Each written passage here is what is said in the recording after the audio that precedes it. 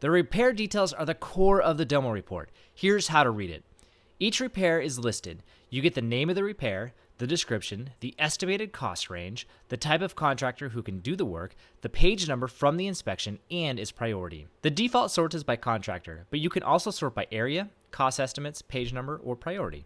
Click on any repair to view more details. We show you the original problem called out in the inspection, and then the project to fix that problem.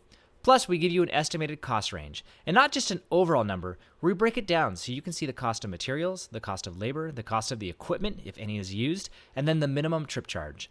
You can imagine this becomes really powerful if you're deciding to do the work yourself or hire a contractor. Whenever you hire a contractor, they have a minimum amount they charge for labor. And when you have a small project like patching some drywall, the labor cost is less than their minimum labor charge. So this minimum trip charge is the incremental amount to get their minimum labor charge. If you combine projects, this minimum trip charge will go down and reach zero once all the labor from all the combined projects meets their minimum labor charge.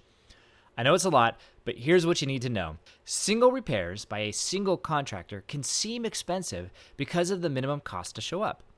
As we get into the request list, we intelligently adjust the trip charge when you request multiple repairs from the same contractor. We also tell you the quantity and quality of the repair. If you need this estimate reevaluated, you can click the button at the bottom of the window that says Request Estimate Change, and it'll open up the chat window with the repair info automatically added. Add anything else to it and send the message, and we'll get on it. Finally, if you want to see the original page on the inspection, click this button and it will appear below so you can read exactly what was said and possibly see a picture in context.